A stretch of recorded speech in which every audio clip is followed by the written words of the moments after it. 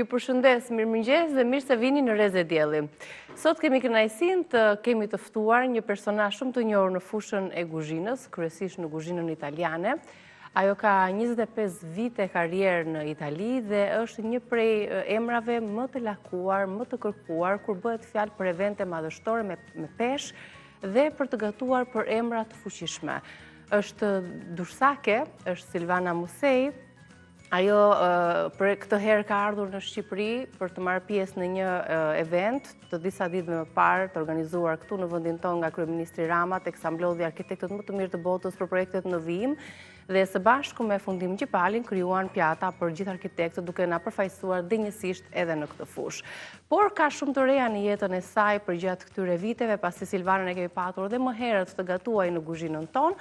Ajo prej një sezoni të shkuar është bashkëprezantuese në rrjetet televizive italiane bashkë me personazhe të njohur VIP të cilët gatuajnë dhe njohin një aspekt tjetër të jetës dhe pasioneve të tyre. Kur bëhet fjala për evente madhështore, Silvana është gjithmonë e pranishme, ka marrë shumë çmime, është imazhi i shefeve të kuzhinës në një kopertinë franceze, ka përfaqësuar si Italinë ashtu edhe Shqipërinë në evente të rëndësishme të kuzhinës mezetare dhe jo vetëm, dhe përfaqësohet dinjësisht. Asnjëherë nuk haron në fund fare të tregojë se është me origjinë shqiptare. Për të njohur më tepër pasionin e saj, vështirësitë, udhëtimin nga 98-a e deri në ditët e sotme, teksa përfaqësohet kaq mirë me punën dhe pasionin e saj, na ndiqni pak më vonë për të njohur se kush është në të vërtetë Silvana Musei.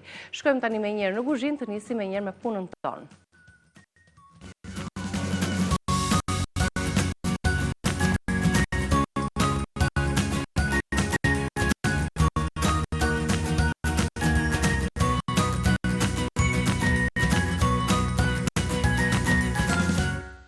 Nisim kështu me kuzhinën. Mirë se të gjeta. Mirëmëngjesi, një ditë zakonshme që të gatuajmë për anvisat tona. Nuk shkëputemi dot prej jush, trokasim në çdo familje, edhe kur dëgjojmë kështu raste të suksesshme, si rasti i Silvanës që po e përqafon me shumë dashuri dhe ekranin, duke qenë çdo ditë në familjet italiane, dhe për i përshtypje video që ajo gjithmonë prezantohet. Përshëndetje, jam Silvana, jam origjinë shqiptare, jam shefe me pasionin e madh për të gatuar çdo kuzhinë dhe për të fajsuar çdo rajon të Italisë, siç është për shembull rasti konkret i Piemontes ku ajo jeton. Edhe bravo. Edhe të mendosh që 2 vite përpara erdhi na bëri patlıxhanët këtu, nëse e mban mend, patlıxhanët e mbushur sipas recetës tradicionale të mamas. Këtë herë vjen me super të reja, kështu që do të mundohemi t'i zbulojmë pak më vonë së bashku edhe 3 vjet më parë ishte me japrakët. Po, lidhja në Skype. Në Skype. Sa po ishte shpallur atëre Lady Chef, kështu që kishim edhe ekskluzive si intervistë Silvanën. Gjithsesi presim dhe të gatuajmë recetat tona, më pas të njehim me profilin e saj. Le të tregojmë tani se çfarë gatuajmë ne sot si recetë të parë. Sot gatuajmë një kulaç. Unë të quash edhe buk, por unë po quaj kulaç. Kulaç me ullinë dhe me djathë. Do thoni ju direkt, se më pëlqen që të kemi dhatë antitezë të kësaj gjëje, përse jo bukë kulaç. E dim shumë që kulaçi ka sodën. Po. Por kulaçi më tepër është me djathin e mbushur. Pra unë do të bëj një brum të thjeshtë, si brumi i bukës, por thjesht ka kulaç. Ka atë aromën e mirë të sodës, është tepër e veçantë. Para se të fillojmë, furra është në 220 gradë. Çka ke bërë me mavri, çka ke bërë? Çka kam bërë? Ke vënë një pulë për të pjekur. Po. Këtu kam pulën sepse receta tjetër do jetë qullë me ara. Nëse që kam mavri, jam atë tradicionalen gatimit të qullit me ara. Atëherë, më duhet të kem miell, dhe kur themi tek miell, unë kam zgjedhur sot super. Kemi miellin super me paketimin e kuq nga Ola. Po, përdorim për atëherë direkt pasën ja jap Niki sepse dhe shikon edhe masë. Të gjithë sasin 1 kilogram apo? Jo, atëherë më duhen të pres ullint në fillim fare. Kam djathin e bardhë.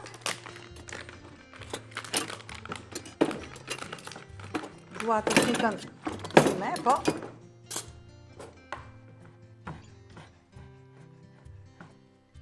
Direkt. Pra të ketit që mas ullinsh. I presim ullin të marim gjithmonë ato ullin që janë pa bërthama. Edhe në qoftë se janë këto mishtorët, që janë të mbushur me specë të kuq, mundemi. Këto janë bosh. Kam pa tjetër farat e susamit, që i japin atë shijen e veçantë. Rigoni shkon sepse është ulliri, sikurse është edhe vaji i ullirit. Po. Ja. I largoj këto se nuk më duan, direkt i largoj. Ale më çam kuat. Tjetër. Pra, hodhëm ullinjt, kemi djathin, farat e susamit, edhe ca lule që Edhe do të kjo është, ja, shërbejnë për t'i kuruar pjatën. Kombinon me gocën. Sa bukur. Ja, këto t'i lëm këto. Nuk janë përgatim këto. Janë për ty, janë vetëm për ty. Faleminderit. Që nga shumë të bukura. Ashtu sikur si edhe vet. Ha, çfarë do tani? Ktu, Hajde. shtoj sodën direkt. Masën e kripës.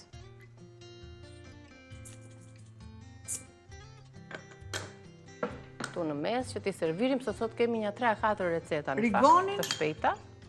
Dhe pak ose fare piper. Shumë pak piper.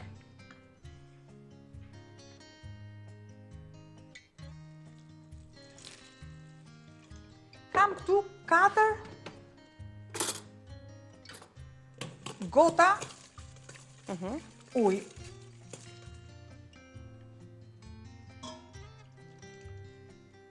Edhe vajin e ullirit.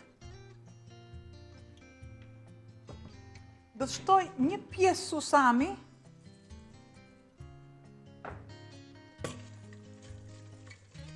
Një pjesë kështu I trazoj, brenda në po. përzierje, një Po. pjesë kur ta pjekim.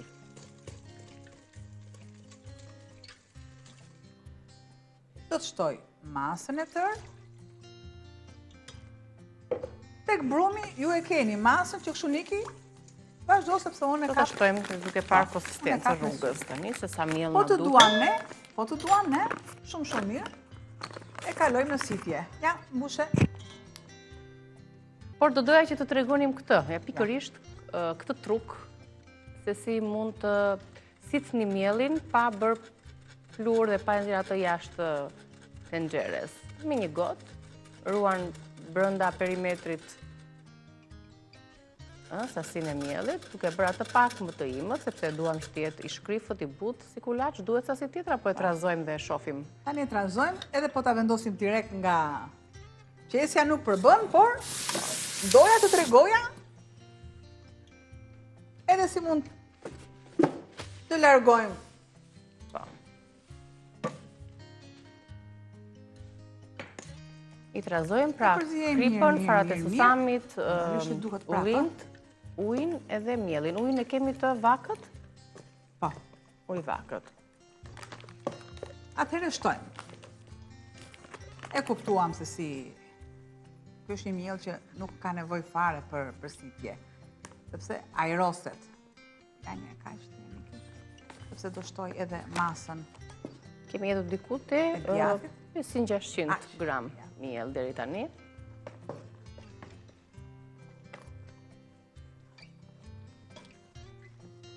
Pra fillimisht shtojmë pjesët e mbushjes, edhe pjesët e ujit, pra 2 gotat e vakta, dhe rregullojmë pastaj sipas trajtës në fortësisë që duam në brumin për këtë kulaç.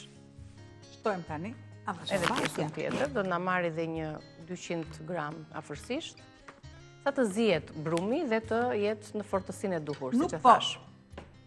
Në e veçanta është që nuk duhet që të marrë këtë brum dhe ta punoj. Sepse duke punuar, duke qenë me ullirin, duke qenë me djathin, nuk krijon buka ato poret e veta. Ato poret normalisht që janë nga majaja, patjetër. Krijojnë të gjitha komponentët, maja, ngjyrosës, sheqeri i bukës, të gjitha këto që unë nuk kam nevojë t'i sqaroj shumë, sepse ju i dini, normalisht edhe bisedën e Altin Jokos e dëgjuan shumë mirë dhe unë s'ka pse ta përsëris. Pra, më mirë, merrni mielin, bëjeni bukën vetë. Mielli me ideal, te mielli hola faktikisht, duke përjashtuar, çfarë duke përjashtuar? Asgjë nuk përjashtojmë, sepse dhe mielli farina hap e bën bukën shumë mirë. Sepse nuk do vendosësh maja, nuk do vendosësh gjëra të tjera. Që kështu? E mira është, Do shtojmë prapë, ta lë besoj tani pak dhe. sa. Marrë dhe shtoj djatin. Do ta lëm pastaj të pushoj pak, si çdo pushoj brumë pak. që ka nevojë të qetësohet. Dhe në fund fare ne mund të shtojmë diku tek 2 lugë gjelle miell. Po. Sa për ta bërë atë lidhjen e fundit, çfarë shtuam në tas? Shohim së bashku recetën e shkruar të kulaçit me ullinj, me djath, një kulaç i shpejt për gjithë familjet dhe që shkon rrit së vërtetës me çdo gatim, po edhe pa e shoqëruar me gatime të tjera, ne e shijojmë kështu siç është. Kulaçin me ullinj dhe djath. 5 gota miell, 4 gota ujë, 1 lugë çaj krip, 1 lugë kafeje sod, gjysmë gote vaj ulliri, 1 lugë çaj rigoni thatë, 100 gram djath i bardh, ullim pa bërtham dhe disa feta tomate, që kjo është opsionale nëse doni mund t'i shtoni, fara susami edhe në brëndësit e përzierja, po ashtu edhe gjatë vendosjes për t'u pjekur, pra kur e mbyllim punimin e brumit. Dhe për sasinë e mjetit do ta shihni rrugës se sa do t'ju marri, se 5 gota është në recetë, por do ta shihni nëse ju duhet edhe në një gotë ekstra për ta punuar. 5 gota normalisht i bën që të jetë 1 kile. Po. Pra unë e kam shkuar gradualisht sepse në fund fare, mbasi pres diku tek çerekore, unë do të shtoj dhe domatet e thata. Por e lë që të vinjë si masë. Të qëndroj të pushoj pak. Shtoj edhe pak. Pra e keni masën sa duhet.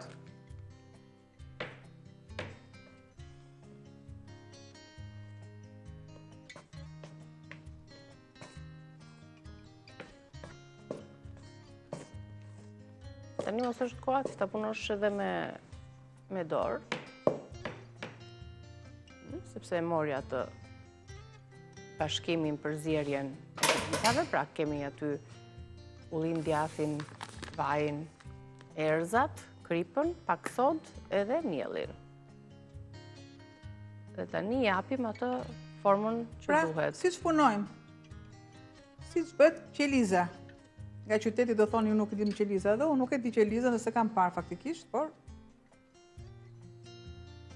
me fjalën qelizë di të kuptoj që është punimi i mirë dhe derisa e kthen tokën dhe unë mbrapsht.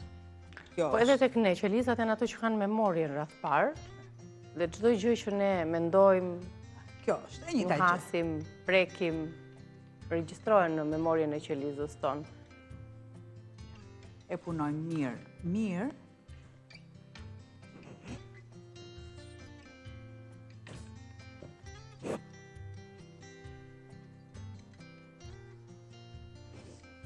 Është e kollajt për t'i shtuar miellin. Ajo është gjëja më e lehtë. Por mua më duhet që të jetë edhe si masë të jetë e butë. Po. Edhe do i qëndroj pak, do të vi pak, themi ne. Vezë nuk kemi shtuar te kulaçi, po ta shihni.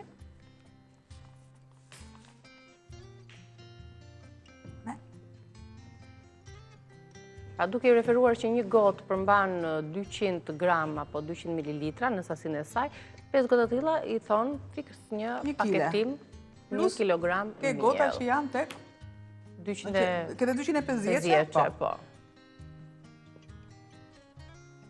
Do ta lë paksa të tillë, ja. Derisa në një moment të dytë, unë do ta punoj.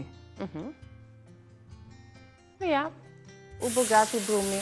Në momentin e dytë që do ta punojmë, do ta vendosim më pas edhe për të pjekur në furrë. E lëmë më njanë.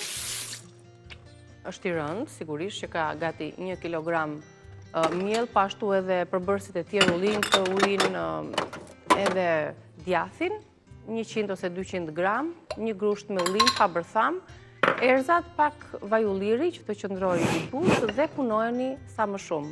Qëndrojeni në këtë fazë, nuk e kemi punuar si një bukë të zakonshme, sepse do të ripunohet, tani do ta lëmë të ajrose të qëndrojë të pushoj pak dhe në fund fare do t'i shtojmë edhe këto domatet e thata në vaj ulliri. Për t'i dhënë më tepër shije edhe ngjyra të bukura dhe e kurojmë më bukur kur e pjekim si recetë. Kalojmë tani në një tjetër proces pune. Kemi një tjetër recetë për të përgatitur. Përpara se të kalojmë tek receta e dytë, bëjmë atë shkëputjen tonë të ofertës së ditës nga Prostatol, rikthehemi për t'ju prezantuar menjëherë se çfarë recete do të gatuajmë. Për të vazhduar me recetën tonë të dytë, do ta tregojmë menjëherë në ekran edhe të shkruar atë. Do bazohemi te tradita, nuk bëjmë dot pa traditën tonë Ajo na frymëzon, ajo na bën që të japim një tjetër dimension edhe recetës, duke moderuar, duke lënë ashtu siç e kemi mësuar, qull me pull me ara dhe me ara. Patjetër. Ajo pula e famshme me ara me qull. Nëse ju doni nuk e Ju duhet një vendosni pulë e pjekur. Ndje sepse nëse ju nuk doni patjetër një pulë ose pjesët e pulës. Po. Se ka familje më të vogla dhe mund të organizojnë në porcione më të vogla recetën, por gjithsesi ne po flasim për një recetë të plot ku bëhet fjalë për një pulë të pjekur, ara të qoruara një grush 250 gram, 3 lugë miell gruri, 5 thelp njudhër, krip, piper i zi, gjalp i freskët dhe lëngu i pulës i zier. Qull me pulë dhe ara. Tani, Shtojmë. kemi pjekur pulën. Pulën e kemi Është e në pjekur furrë. ajo? Po, dhe pak. Do të shtoj masën e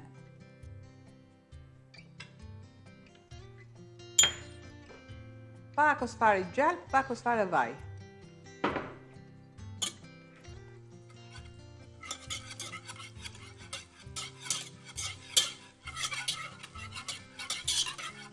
Shtoj më tepër vaj, sepse kam edhe pulën dhe yndyrën që ka lëshuar. E dim shumë mirë që yndyra nuk duhet jetë më pak se vaj, sepse fillon e kokizohet, bëhet e thatë, është problem. Po. Shtoj 3 lugët e miellit. Pa arritur që të digjet yndyra. Po të zverdhet. Ja. Të Zverdhet miellit, të ndjem lëshoj atë aromën gjatë pjekjes, sepse ajo është aroma kryesorja. karakteristike e pjekjes. Dhe si që Është e shikoni, miellit. shiko, ka mungesën e gjalpit.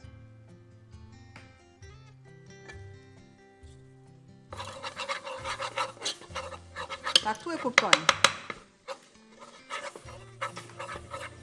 Pasi e kemi dhënë një val pulës apo jo, dhe e kemi vendosur për tu zier. Ja se na pengon paketimi i olës, se e përdorëm për pulaqin, ka qëndruar 2-3 minuta, po do t'japim edhe një punim të fundit. Merr atë ngjyrën, merr dhe shijen në furrë kur piqet, dhe mos ajo pjesa e lëkurës, që është shumë e shishme me të drejtën, kush e pëlqen atë pjekjen e lëkurës, të cipës. Jo ta konsumojmë të gjithë lëkurën e pulës, po aq sa për ne thuash, sepse edhe në të janë të përqendruara edhe shija, edhe disa elementë të shëndetshëm. Mjafton që Mos e hisni gjithsesi, sepse nepsi mos jetë shumë aktiv. Jo, në ato momente. Unë e kam aktiv nepsin. Jo, jam punëtore në përgjithësi, për shembull. Mirë, se ti jesh të punosh gjithë në kuzhinë, gjëja kryesore është që ti t'i provosh, ti kesh neps. E marr atë lëkurën, sikur me qenta mama i, qilimi i Aladinit komplet. Nuk s'kam, dorëzohem para shios, s'kam çfarë të bëj. Ne një pulë të vogël kemi se na e bëre lëkurën si Jo, unë them në tapet. shtëpi, unë them në shtëpi kur është pula e gjithë e tëra. Shiko si u bëte mielli? Ja, opa, krijoj atë masën e qullit. Do të shtoj do thelpit e hudrës. Sepse hudra është që duhet të jetë me shumicë. Një përzierje sërish të mirë, duke, shiko, tani filloj të jetë edhe ngjyrë kafe, sepse ashtu na duhet, duke e ndihmuar. Tani po të jeni këtu pranë, është përhapur një aromë, çfarë të them? Ajo aroma e pjekjes të miellit, shtuar edhe hudra. Dhe më thoni cila kuzhinë ka këtë recetë kaq të përsosur në shije. Po, Shqipëria mesme e ka i herë. Domosdoshmërisht. Ne po flas kështu, ne si Shqipëri e kemi, po them cila kuzhinë tjetër e ka këtë kaq të përsosur sa ne. Këtë. Na kanë zili si recetë. E ka turku. Unë nuk e di na ka zilia i ne, apo ne kemi atë, po faktikisht 500 vjeta i mori nga kultura jonë. Na ka zili sepse kemi një Kanë shumë, taban të mirë, tradite, që kemi ruajtur me fanatizëm ndër vite për recetat trashëguara brez pas brezi. Mund të them që edhe shefat tanë që kanë bërë emër në gastronominë botërore e kanë marrë tabanin pikërisht nga recetat e traditës, duke u frymëzuar prej tyre dhe duke pastaj i kanalizuar dhe çuar në një tjetër nivel ato, pra një frymëzim nga rrënjët, të ndryshe. Tabela e Mendelejevit sa ka? Të gjitha ato formulat janë bazë të tabelës së Mendelejevit.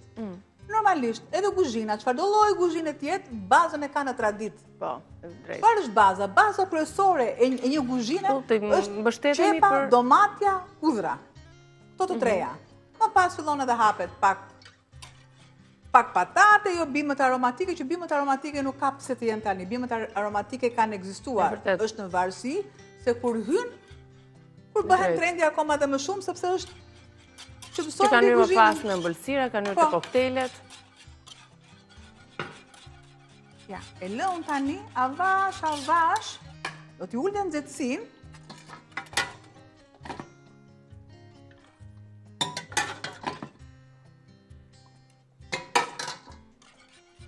Do të shtoj, tek lëngu kam shtuar kripën. Ops, e largoj këtu. Do të shoj pak. Piper.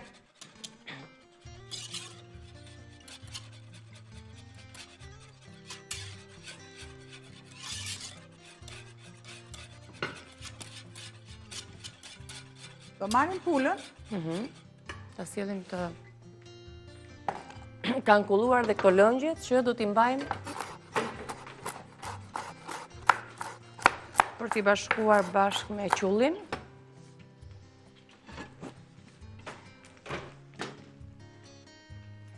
Është e plotë, ka dhe mëlçit, Shumë. e pjesët e tjera. E plotë shën ka se ka gjysma në tenxhere se kisha kthyer nga ana tjetër. Jo, ashtu do, sepse doja të kisha...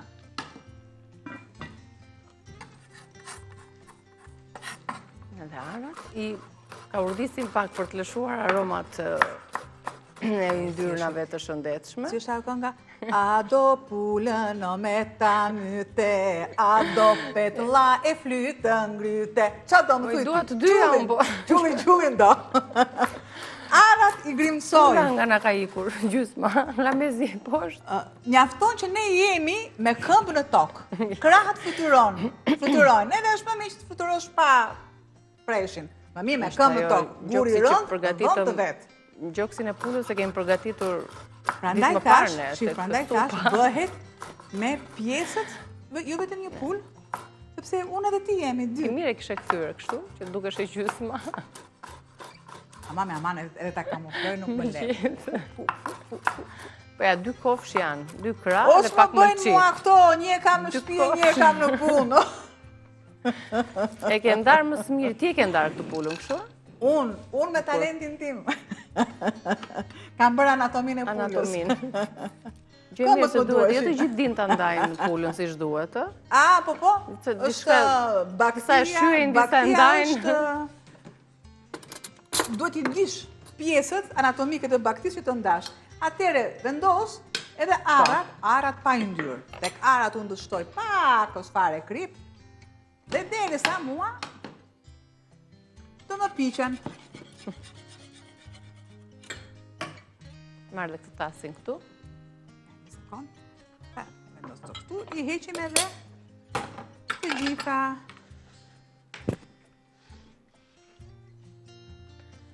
Pra, hapi para prak, kemi zirë sa do pak, disa minuta pjesët e pulës, një pulë të plotë ose pjesët e saj, dhe më pas e kemi vendosur për të pjekur me pak gjalp.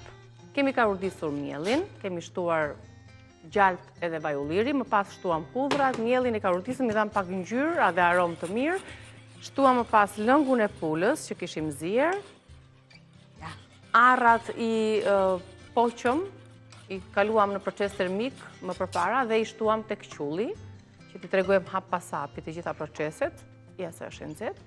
Dhe tani është momenti që tek qulli do të shtohet e gjithë masa. Që ta vendosim përsëri në furr. Ja të marrim të pjesët e vogla të arave. pakojmë. Dhe Okej. kam, po. Pakos piper.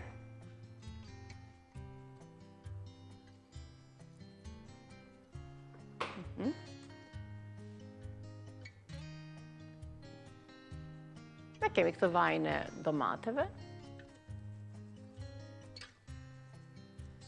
Lyhet që mos të thahet. Po, të ketë këtë shëlqimin. Se shumë pak do qëndroj. Shumë pak. Një mpikësje e lehtë e qullit dhe një ajkosje, si të thuash, e qullit. Marr Merr vetëm. një ajkë sipërfaqe. Të jap një shije pak sa më të veçantë.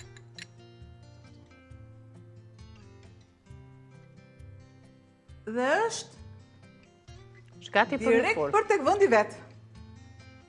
E në vendosim habitatin e vet. dhe teksa unë lexoj përbërësit e recetës tonë të dytë, qull me pulë dhe arra, do të bëjmë gati të punojmë pak edhe brumin e kulaçit.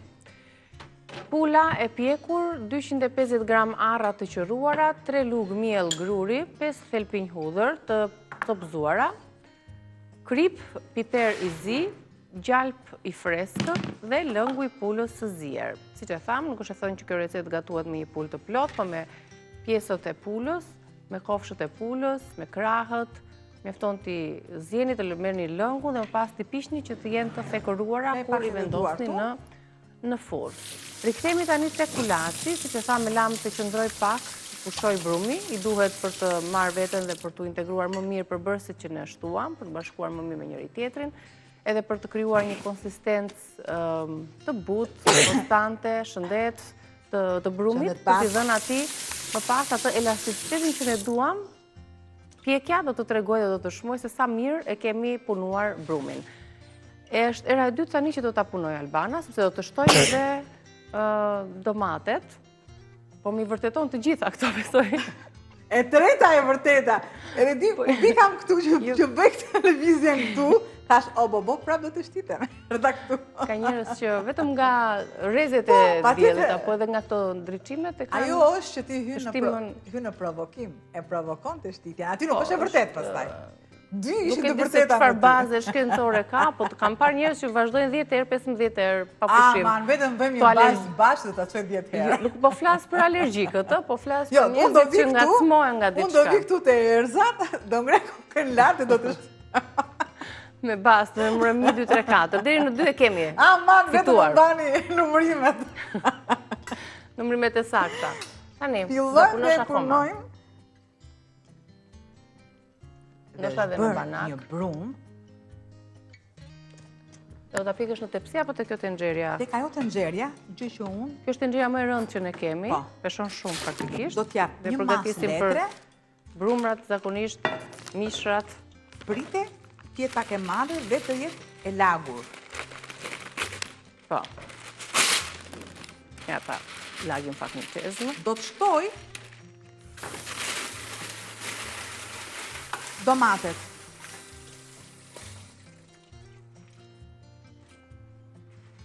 Domatet në vaj. I shtojmë vetëm pasi kemi arritur të paktën 90% të zënjes së brumit.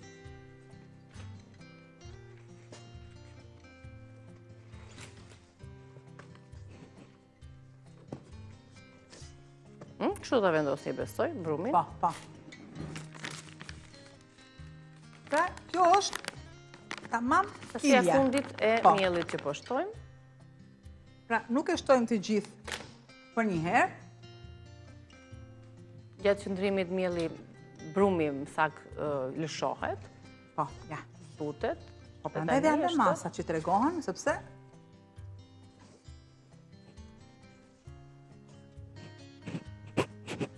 e punojnë mirë.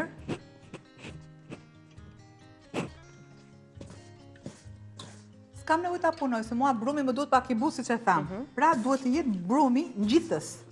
Po. Jo siç i kushtojmë punimit të brumit të byrekut.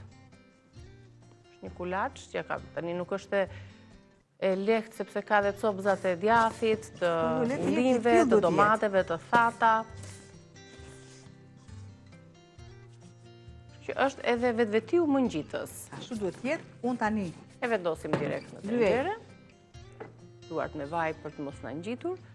Dhe këtë mas brumi.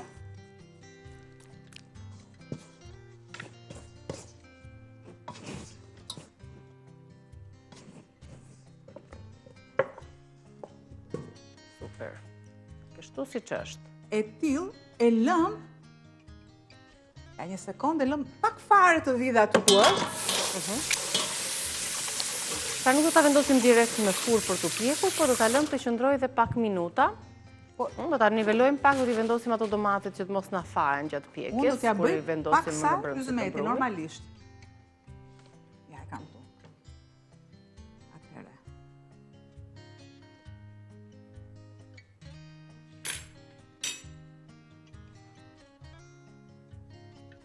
E lyejmë me sasinë e vajit. Kemi këtu vajin e domateve. Masa e tillë, sepse do dalin ndryshe. Nga pjekja, do të kuptojmë pastaj, brumi do të dyfishoj, do të fryhet ky brumi? I hodhëm në çaj, i hodhëm për Sodi kemi hedhur. Kemi pak sod. Ja, e lyejmë mirë me vaj që të mos thahet shtresa pjesa e sipërme. Prandaj thash që mos u shqetësoni se do të rregullohet. Shtojmë edhe farat e susamit.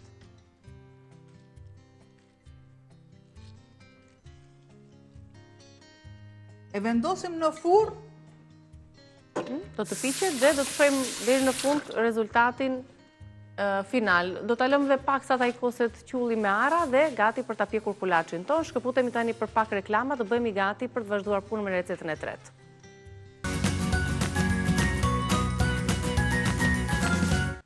Mirë se erdhët, jemi rikthyer pas hapësirës reklamave, jemi bërë gati për një ëmbëlsirë tani. Do ta thyem pak menun ton me një ëmbëlsirë.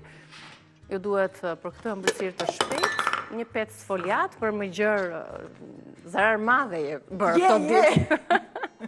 Shojmë pak së bashku se çfarë na duhet përveç petës sfoliat dhe çokoladës së zezë për këtë ëmbëlsirë me dardhë dhe bajame. Pra një pec sfoliat, 80 gram çokoladë zezë, 2 lugë gjelle bajame të bluara, një dardhë mesatare, një lugë gjelle qumësht, një lugë gjelle sheqer kaf dhe një lugë gjelle bajame të bluara që do t'ja hedhim sipër kësaj ëmbëlsire. Paraprakisht, petën sfoliat nga ngrirja ku e keni blerë dhe ne bashk, e kemi lënë në temperaturën e dhomës, në temperaturë ambienti. Albana i ka bërë një ndarje. I kam bërë ndarjet me syze, mos kujtoni si pas syze, se pas syze... Ke bërë perfekt. I vjen pak një anë ngush, po s'ka gjë. është ngushtuar rruga, zonën fondet, pra të pjesë atje. Ja ta shohin pak edhe shikusit. Ti bën një ndarje të tillë, pra, një ndarje në drejt... Nga lartë u dukur ka... Ajde! Jo dhe aq perfekt. Shkova të 6 në rregull. Nga dyshim ka vënë vizatimi teknik. Tabelën e shumëzimit 2 herë 3, 6. Po mimi ti nuk e mban mend atë lojën që kemi qenë me lojë me peta ose kështu një dysh. Ja, kjo është. Atëherë, le të kaloj, mua më duhet çokoladata. Një shkumës na mungon, no? Po, çokolada e zezë. Kuzhina. Më mori rutina, shkova. Çokoladë e zezë gatimi. Sikurse dhe bajamet. Op. Me një anë. Një gëzgëze.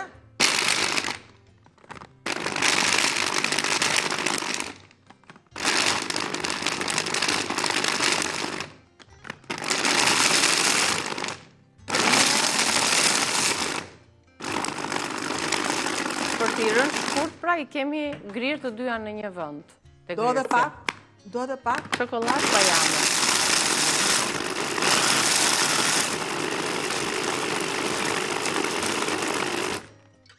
Mirë, ja.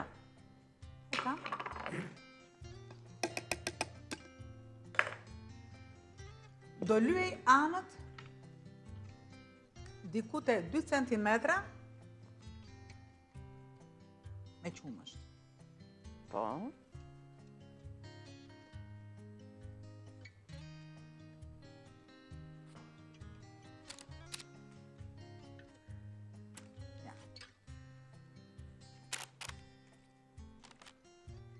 Ki lyrja është që ti mbaj kështu të buta, apo do t'i palosësh? Po, ja.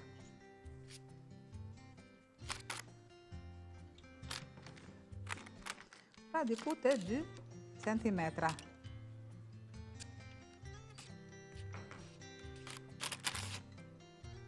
Edhe pjesa tjetër. Dhe është bërë tamam. E largoj, pra, më duhet diku tek e lugjellet.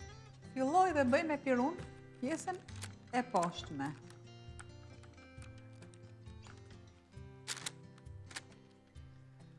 Normalisht, që nëse ne ta fillon dhe na zbutet peta, është dështim. Po.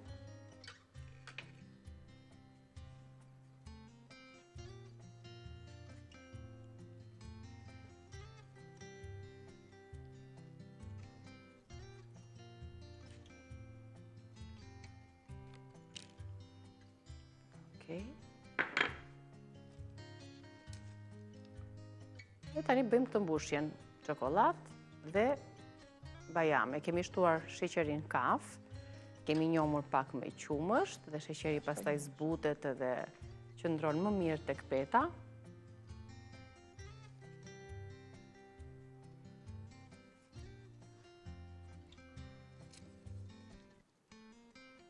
I mbushim mirë. Po. Po pas unë të rregulloj me lugë. Në masa të barabarta, që asnjë pet, asnjë 4 orës mos të jetë e pakënaqur nga unë. Edhe ja. E largoj.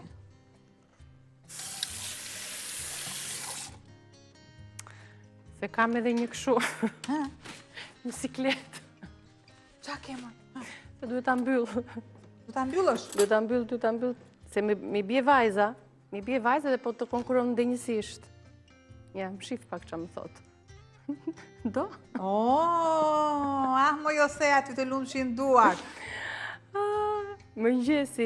Mëngjesi gati. Do? Dua, kush të që s'dua? Dua, më si... Atër e kaloj pancake me dhe vendos. Çokoladë. Kështu t'i vendosim të piqe? Jo. Kemi dhe dardhën për të vendosur. Këto do palosin, do mblidhen? Jo, ashtu si që janë. Kështu si që janë. Bukurim.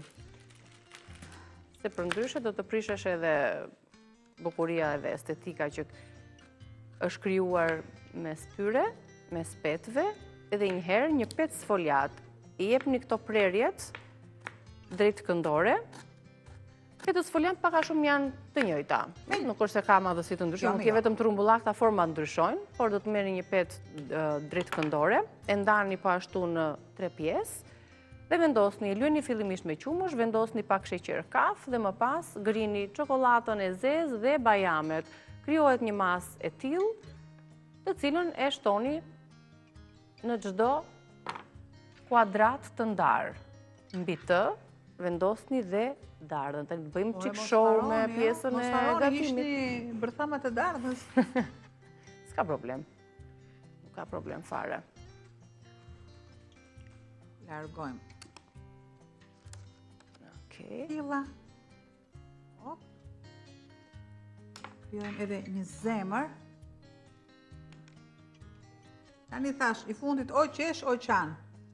I bashkohen. Është edhe i fundit.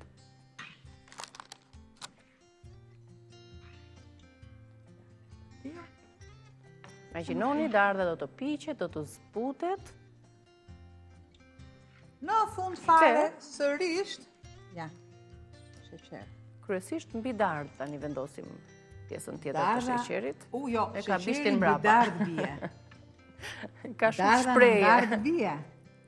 Edhe dardha e ka bishtin mbrapa, është shumë shprehje gjetur. Ja oqa bishtin me një kja oqa, më zëmë më mbjen. Kena të për të spakatur. Ja opa. Dhe direkt në furrë. Ja opa gjithë. Sa bukur që doli? Do të piqe, do të marri pak volum nga peta sfoliat për shkak të vezëve që përmban. Nuk po pres më gjatë, sepse dua që ta pjek tani këtë... Se do që ta provoj përnde. Po, sigurisht. Unë edhe eftuara bashkë. Poshtë apo lartë, Albana, se duhet të vendosim tani mes njërës dhe tjetrës këtu? E lëmë mirë poshtë? Mirë. Vetëm ullë nxehtësin aty. Do ta ullim pak nxehtësin. Kalojmë te receta tjetër që ne kemi. Pra, nga 200 e vendosa në 180 dhe lash të piqet, ne do jemi të vëmendshëm që të mos e djegim, sepse kemi vendosur goxha lartë, në sipërfaqe, të marrim pak më tepër kohë. Kalojmë tek receta e fundit, besoj? Një supë e ftohtë gazpacho. Gazpacho me domate, po që të domatja ka edhe një spec, po ka dhe gjëra të tjera, por gazpacho ftohtë me domate që qëndron në frigorifer, jo në gazpacho që është në pjekje. Është e duhura tani në verë. Kam, të I gjitha i legojmë kam. përbërësit? Lexoj përbërësit derisa unë të laj Gati specin, po. Përbërësit e supës tonë të ftohtë, receta e 4 për sot, i kemi sjellë disa variante sugjerimi, gazpacho, supë e ftohtë me domate. 500 gram domate të pjekura, të cilat i grini. Një kastravec, një spec i kuq, një qep e njom, një thelb hudhër, 250 gram buk, e prerë në kubik, 75 gram bajame të pjekura, 4 lug vaj ulliri, 2 lug uthull, koriandër e freskët, krip, piper i zi. Kjo është receta e supës. Tani kemi bërë gati domate, si që thamë, të jenë të pjekura, të jenë me tull, të jenë me lëng, të jenë të kuqe. Speci pa ashtu i kuq, vetëm ky lloj speci do t'i shkon të kësaj supe. Dhe pastaj aromat janë në varësi të dëshirave, preferencave. Në çikën energjika, në një borziloka. Atëherë, shtoj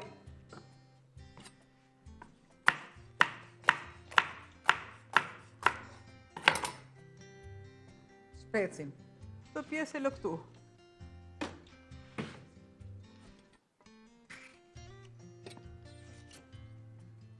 Specin e kuq, ka më tepër tull, lëng, se sa speci tjetër, speci jeshil. Të khoasjam. Ja.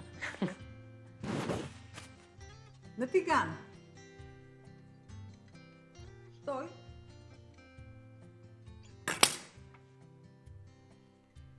Opa. 2 domate të prera. Këto që po kalojnë në tigan janë për ta dekoruar në fund Do të supën, apo jo? Mas të domates.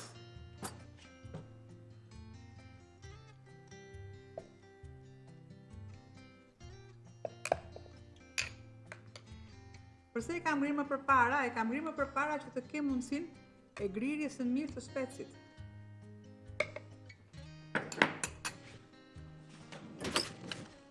Po, e lëm shumë pak atë. Po, ja, dhe marri pak ngjyrë.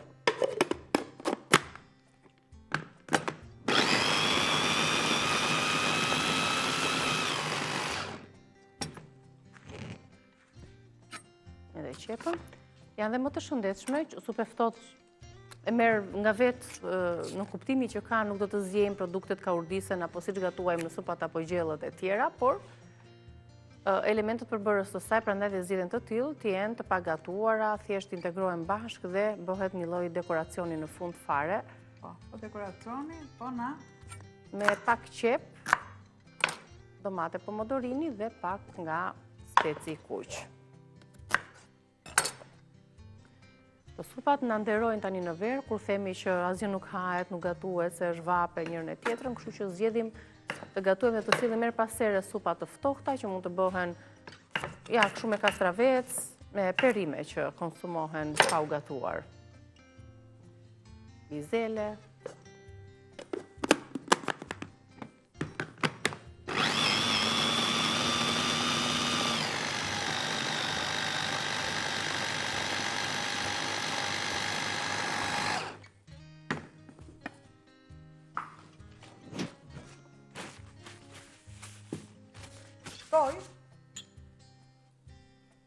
Një thelpi hudhre, sikurse edhe uthullën e bardhë. Sërish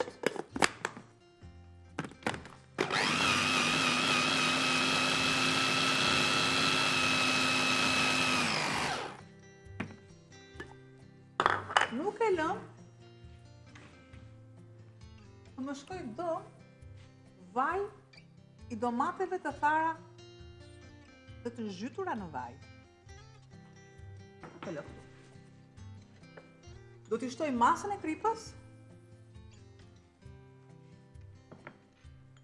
pakos piper, dhe nuk harrojmë koriandër. Nëse ju nuk e dini kush është koriandra, normalisht është gjethe më e madhe se majdanozi.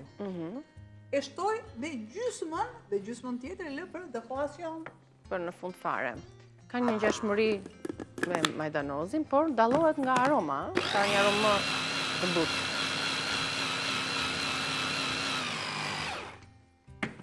Shtoj pak yndyr tek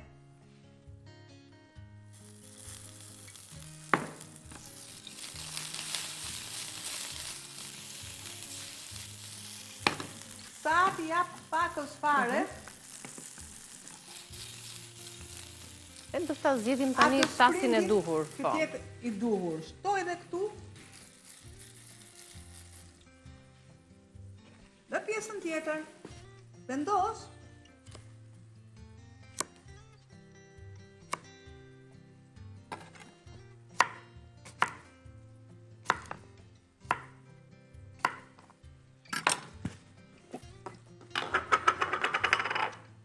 Sepse më duhet të jenë tamam të gjitha. Largoj. E fik. Edhe blenderin e fundit dhe ne fillojmë të servirim. Pjesën e jap një pastrim të mirë. Talierës e thëndërat e kaluar, taliera pastrimi talierës. Me krip, me utull. Utulla ose soda, utulla dhe në fund vaj, për të shpëtuar ato nxirit e talierës që janë mikrobet, të lutem edhe atë pjatën e madhe të bardhën. Ata aty, po. Do ta shërbejmë tani recetën tonë. Është një moment shumë i bukur kur ne arrim t'i kryejmë, t'i përfundojmë dhe mos harroni, supa gazpacho ka vetin që duhet të jetë e ftohtë, nuk konsumohet e nxehtë. Pastrojmë që të kemi një pjatë të bukur, simpatike dhe vetë që është kjo cilindrike. I vendosim tani disa përpara. Element dekorues. Se harrova. Kur duam që t'i japim pjatës jo vetëm shije, ta që ndisim atë dhe t'i japim dhe anën estetike të duhur. E shërbejmë, nuk harrojmë me kubik buke, por nëse unë të vendosë dhe bukën, gjitha këto, mua të më shkoj këtu maggio, më ngarkohet, e nuk e dua këtë gjë. Dua të jetë një pjatë e pastër, normalisht me gradat e veta. Po e lehtë është, nuk është se ka ndonjë ngarkim perime. Duke qëndruar në frigorifer. Edhe bajame. Tani, me një lugë me një pirum, vendosim edhe ato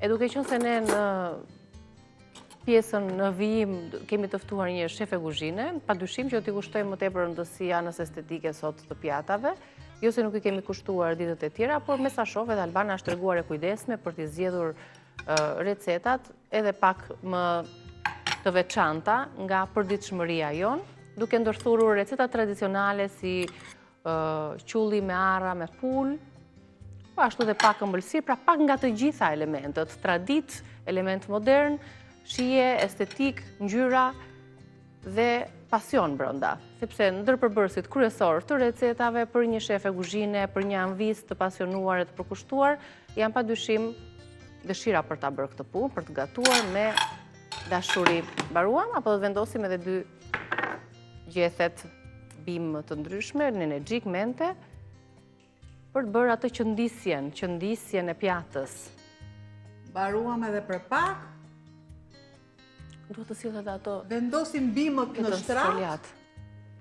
Pakës fare, ja. E që ka nusreti më shumë se në kurdero? Ja, një prekje, ja. E tjo. Edhe për hap të jetu aromën e mentes, e energjikut, po e marr tani dhe po e vendos pjatën ngjitur me traditën e qullit me ara këtu. Ja ta shohim Albana nëse na është bërë edhe petas foliat e ëmbël, ëmbëlsira e shpejt. Ju merr shumë pak minuta. Megjithatë, një petë foliat, çokoladë, bajame, dardh. Nuk duhet i bjerë volumi faktikisht. E lëm se e shohim më pas. Kamera na afron pak, duket bukur deri tani, po i lëm të marrë pak ngjyrë. E kemi në udhën e duhur. Kështu që ne shkëputemi nga kuzhina për të ritakuar përsëri pak më vonë, me njerë pas fleshit informativ, do të rikthehemi në Reze Dielli ju pres.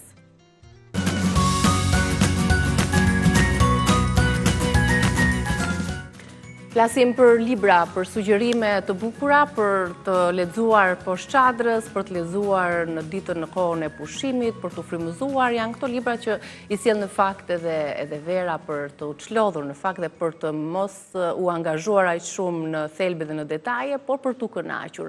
Na vjen nga Pegi një histori shumë e bukur. Është një histori për dashurinë, një histori për humbjen. Tok e thyer. Në fakt, nga vetë historia që përmban ky libër brenda, kuptojmë shumë. Dhe pyetja me cilën nis ose që përshkruhet në kopertinën pas librit është pyetja e madhe që mund t'ia bëni kujdo, mund t'ia bëni vetes, mund t'ia bëni dikujt tjetër, a mund të harohet dashuria e parë, kur zemra nuk ka rreshtur kurrë së kujtuari. Një verë, një dashuri e ndaluar, një e fshehtë që ndryshoi gjithçka. Për të folur për këtë histori të bukur, që ndoshta mund të quhet një histori paksa shekspiriane, por ndoshta deri nga fundi, se si e përfundon Claire Leslie Hall, çfarë ka zgjedhur, ajo bëhet fjalë për ngjarje të cilat zhvillohen në vitin 1958. Do doja të pyesja tani përkthyesin me një përkthim dinjitos nga Stefan Paloka, botimet Pegi sjellin Tokë e thyer. Ju falenderoj shumë që jeni në studio, Stefan. Urime, përgëzime, keni bërë një përkthim dinjitoz, me thënë drejtën, pëlqeu shumë. Arrofshëm. Interesant se jeni personi i parë që deklaroni që e keni lexuar librin dhe më bëhet qefi shumë, me thënë drejtën se. Më tërhoqi, në fakt nuk më tërhoqi shumë kopertina se sa historia. Më tërhoqi më shumë historia se sa titulli. Do të thënë është një nga të paktat raste që unë nisem duke lexuar më shumë për përmbajtjen, për çfarë histori e bën fjalë, sesa nga titulli se më duk sikur kishte një mos përputhje të titullit Tokë e thyer me historinë e dashurisë. Ma shpjego pa pse autoria. E bukur kjo pyetje që bën tash ti lidhe me këtë mos përputhjen. Shiko, faktikisht në origjinal libri është titullohet The Broken Country. Mirë fillin e dim që britanikët veçanërisht, po edhe në përgjithësi anglosaksonët luajn shumë me ekuivokun, sidomos në tituj. Po. Sepse duan të bëjnë tituj sa më intrigues, sa më tërheqës, sa më ftues, si më thënë, sa më ndjellës për lexuesin dhe të themi kështu që The Broken Country mund ta marrësh në dy kuptime, edhe si në kuptimin e një fshatje të falimentuar, sepse në fakt po ta shikosh librin, nga një herë të merr frika, duket edhe si një lloj si një ambient edhe dinamika distopike, pavarësisht se në fund gjithçka përfundon në një mënyrë të tillë që sinjalizon triumfin e jetës dhe të rikthimit të madh, kupton, të njeriu.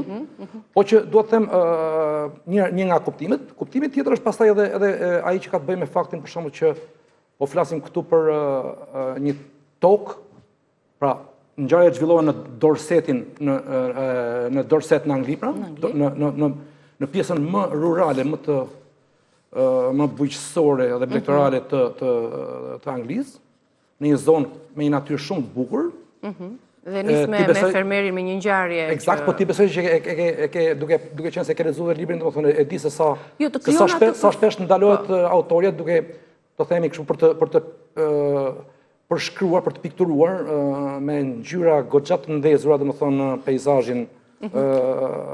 peizazhin natyror edhe social, domethënë ku marrin ku shtjellohen ngjarjet e librit. Dhe është dhe kjo ndjesia që kur ti e lexon historinë, kur ti lexon përshkrimin e këtij peizazhi, ti në të njëjtën kohë dhe përfytyron atë skenë, atë ambient. Eksakt, është shumë e gjallë e gjitha, shumë e gjallë. Është shumë besnike ndaj një realiteti të mundshëm. Po, le të tregojmë pak linjën e... Po, shiko, linja është e tillë, do të thonë, kemi në qendër të romanit një vajzë, historia nis në adoleshencën e gocës, pra kur vajza i afrohet përfundimit të shkollës së mesme, dhe është një vajzë me shumë ëndra, me kokën në re, si çdo vajzë e moshës së saj. Një vajzë, domethënë që quhet Beti. Quhet Beti dhe që pret shumë. Po.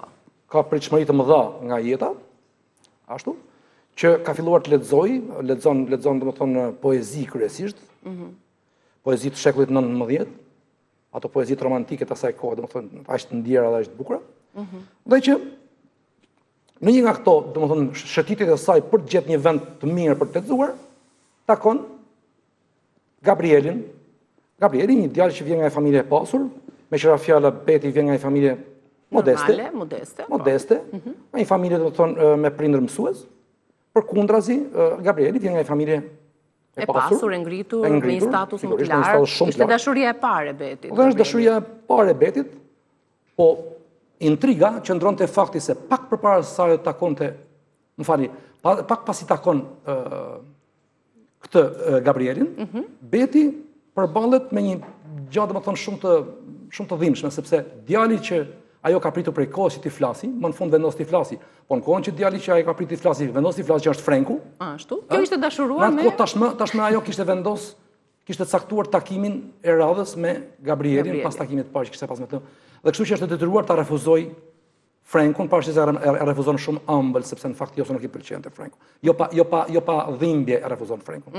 Pastaj ngjarat rregullisen në atë mënyrë që domethënë kemi përfundime, domethënë kthesa shumë të çuditshme, shumë të papritura, edhe kthime prapë të çuditshme dhe të papritura, edhe me pasoja të rënda. Shumë të rënda, me thënë drejtën.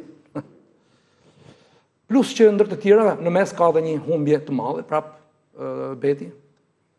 Gjithçka është shiko, brenda në këtë libër, për mua në këtë libër ka brenda thriller, ka brenda suspense, ka brenda patjetër fiction, sepse fiction është kryesori, domethënë që po flasim për diçka për një thriller artistik, po ka suspense, ka thriller, ka absolutisht ka romans, sa duash.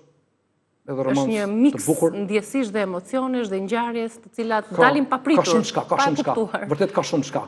Edhe e bukur është se domethënë ajo mënyra se si është kompozuar, kompozicioni domethënë i veprës është shumë i bukur sepse gjërat zhvillohen nëpërmjet digresionesh, edhe nuk është as pak e lodhshme, besoj për lexuesin, nuk e di se do të duk ty kur e ke lexuar.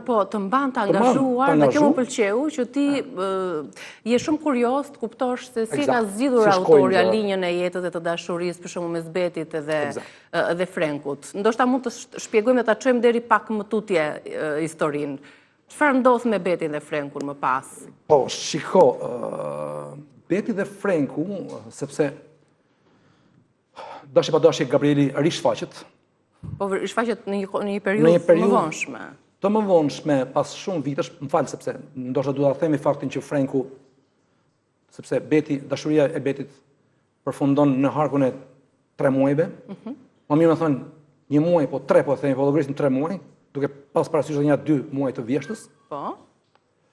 Dhe në këtë moment shfaqet Frenku, i cili tashmë duke e ditur që Gabrieli është larguar, mendon se ka ardhur shansi për t'u rikthyer projektit të tij të vjetër për të bërë me Betin, për të vazhduar lidhjen e dashurisë. Më mirë thonë për të nisur, sepse nuk mund të flasim lidhja deri aty ishte platonike, po për ta konkretizuar. Për ta konkretizuar. Dhe Beti, duke e parë vetëm në një situatë goxha delikate, domethënë, po edhe duke pas parasysh se nuk është se nuk i pëlqente Frenku, Beti vendos t'i thotë po Frenkut. Në harkun e 10 vjetëve Gabrieli nuk shfaqet, pas 10 vjetësh Gabrieli shfaqet dhe shfaqet me ato pasoja. Me tensione të mëdha. Me tensione të mëdha dhe pasoja të mëdha, po ndërkohë e gjen Betin edhe me humbje të mëdha. Kur kthehet. Dhe janë pikërisht këto humbje ndoshta që krijojnë atë që rilidhin Betin me Cila shumë më e madhe që e bëri Betin të shkojë tek dashuria e parë ose tensione, xhelozi. Humbja e madhe është humbja e djalit. Beti humbet djalin. Po është e gjitha për të lexuar pastaj se si ndodhet gjitha, janë rrethana shumë të çuditshme, shumë intriguese dhe shumë origjinale, të themi kështu që të shkon në mendja se si ndodhet gjitha. Tani pas 10 vitesh i bie që Beti është detyruar në një farë mënyre që të bëjë një zgjedhje midis gruas që ka qenë dikur para 10 vitesh dhe gruas që është tani. Pas humbjes së djalit, lidhja e Betit me Frenkun po përjeton një krizë, domethënë, edhe pse jo të shprehur, edhe pse ata përpiqen ta mbajnë lidhjen, përpiqen ta mbajnë gjallë. Prapse duket se ka një krizë në lidhje, e megjithatë Beti jo se e kupton, sepse Beti në një moment caktuar edhe largohet nga shtëpia, shkon te prindrit, e kupton apo jo, dhe kjo është një moment që pastaj ajo prapë rikthehet sepse nuk rri dot pa ambientin në cilin ka kaluar 10 vjet së saj. Dhe e gjitha kjo domethënë ky, po themi, hendek, ky boshllëk që krijohet në jetën e saj ndoshta plotësohet pak a shumë pastaj me ndërhyrjen, domethënë providenciale. Po. Si për mirë, si për jo për fort për mirë, domethënë të Gabrielit. I cili shfaqet në mënyrë krejt në mënyrë të rastësishme në jetën e saj, vetëm 10 vite më pas, dhe të gjithë pastaj. Ai nuk pret ta gjej Betin aty, dhe as Beti nuk mendon që do ta shohim Gabrielin aty, sepse ndërkohë, domethënë gjatë këtyre 10 viteve Gabrieli është bërë i famshëm. Është bërë i famshëm dhe ajo as që mendon më se mund të, pra e konsideron Gabrielin si të paarritshëm tashmë, si të paprekshëm. Po. Por ndërkohë, si ishte ashtu, siç e mendonte Beti. Ndërkohë nuk ishte ashtu as për atë dhe as për Gabrielin. Shiko, ndoshta për pjesën se si ka vendosur autorja t'i japi fundin e lumtur, të hidhur apo jo të sipas imagjinatës gjithkujt mbase do t'ia lëm lexuesit, por ne mund të themi diçka. Mund të themi që nëse kjo histori, edhe pse është histori e 1950-s, 58-s për shembull, a do të ishte një histori që mund të ndodhte edhe në një realitet të sotëm, në realitetin shqiptar, pra mund të ketë histori të ngjashme të këtij lloji? Me gjithë dinamikat edhe gjërat që kjo është e bukur këtyre lloj libra, pse këta libra, si më thon, krijojnë rezonanca të tilla tek lexuesi, sepse libra të tillë janë libra që i flasin çdo kohë dhe çdo kulture. Ky është një nga ato libra realisht.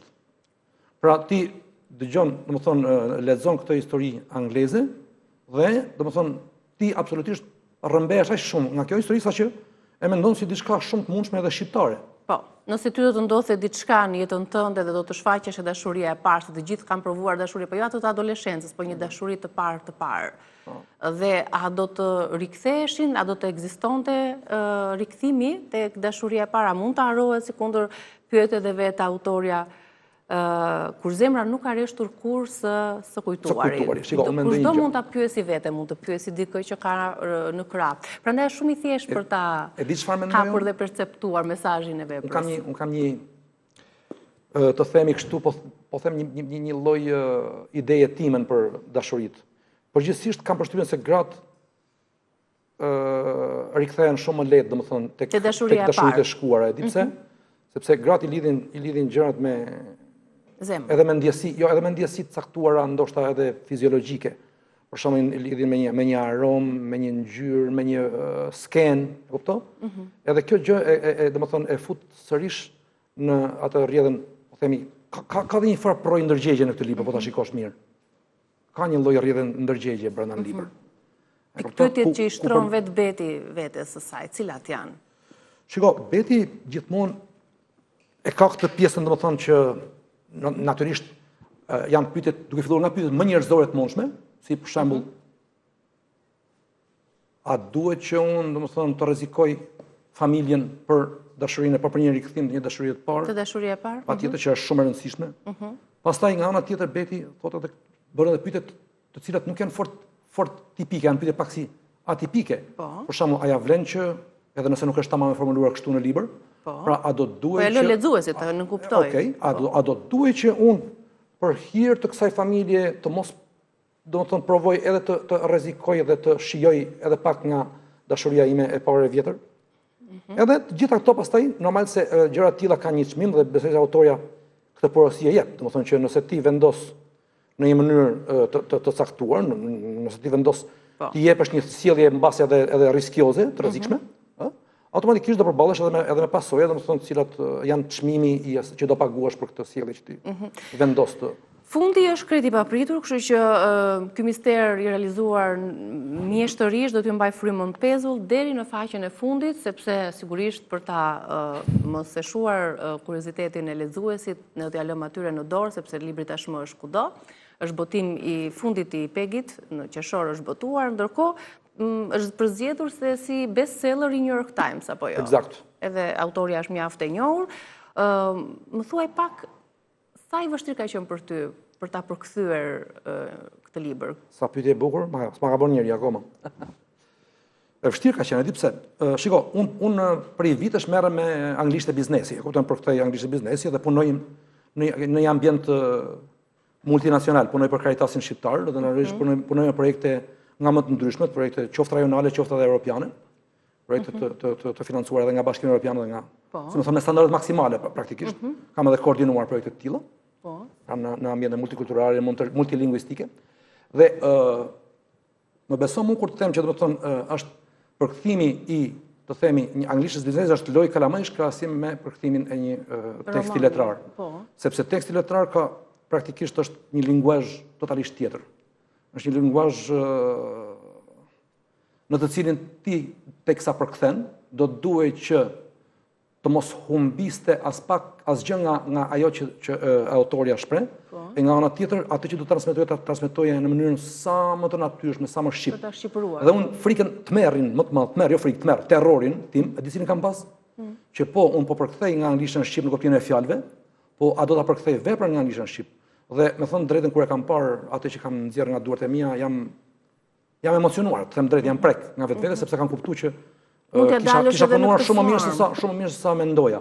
Edhe pse unë ka qenë ëndra ime ka hershme të përkthej letërsi, besoj se si provë parë nuk është ka përcyer keq. Absolutisht. Duke lënë më janë modestin, po themi. Jo për ta bërë shefin, po prandaj e nisa edhe vetë përshkrimin që i bëra librit, përkthimi ishte dinjitos edhe të jepte atë ndjesinë dhe emocionin që vetë autorja ka dashur të përcjellë dhe është një punë arritur me sukses. Edhe në fakt të them edhe gjë tjetër. Nuk është romani i parë që po përkthen, ke në duar diçka tjetër? Kam diçka tjetër, po më lejo të mos e zbuloj edhe për shkak edhe të detyrimeve kontraktuale që kam, domethënë që nuk do të duaj të bëja gjatë ditur, edhe besoj se duhet me respektu.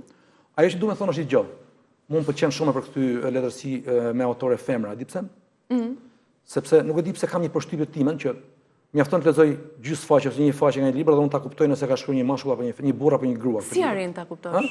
Nuk e di, më duket sikur gratë kanë ne vërtet jemi i përkasim të njëjtës specie, po në këtë domethënë jeni një mënyrë tjetër e ekzistencës së species tonë, edhe këtë mënyrë tjetër të ekzistencës tuaj ju e shprehni edhe përmes mënyrës se si i transmetoni ndjesitë dhe çfarë ndjesish provoni.